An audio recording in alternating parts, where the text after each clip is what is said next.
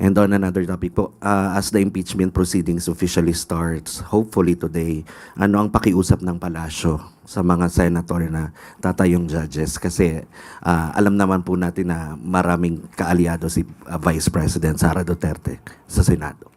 Alam naman po natin ang impeachment trial ay trabaho po ito at mandato po ito sa Senado. Hindi po kailangan na makialam ang Pangulo sa sinabing mandato ng Senado dahil meron po tayong separation of powers. Ang dapat lang po sigurong laging natin tandaan-daan, hindi lang mga Senado, hindi lang sa Senado at Senador, kundi tayo mismong mga Pilipino. Ang dapat na managot, ayon nga sa Pangulo, ay dapat na managot. So, wag na lamang siguro maging daan ang sinuman sa pagtakas ng mga dapat na managot. And another question po, kasi nagkaroon po ng change of leadership and I don't know kung makakaroon pa ulit today.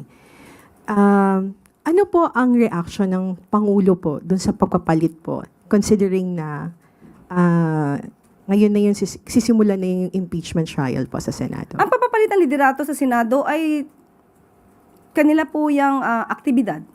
So wala naman pong kinalaman ng Pangulo kung magpapalit sila ng liderato o hindi. So sa kanila po yan. Nasa Senado po yan. And Yusek, yung sa nalalapit po na impeachment, naniniwala po ba yung Malacanang na magiging credible po yung Senate na tumayo bilang impeachment court? Kasi po may mga senators po tayo na may mga kaso sa Ombudsman and ICC and other. Hindi natin mabibigyan ng anumang paghuhusga sa ngayon. Ang mga magiging senator judges, nasa kanila po yan. Tandaan lamang po nila na sila ay halal ng bayan. Nung sila ay nangangampanya, nangako sila na sila ay magsisilbi para sa taong bayan, hindi para sa iisang tao lamang. At yun nga lamang po, wag sila magsilbi, katulad na sinabi natin, na maging daan para sa pagtakas ng dapat na managot.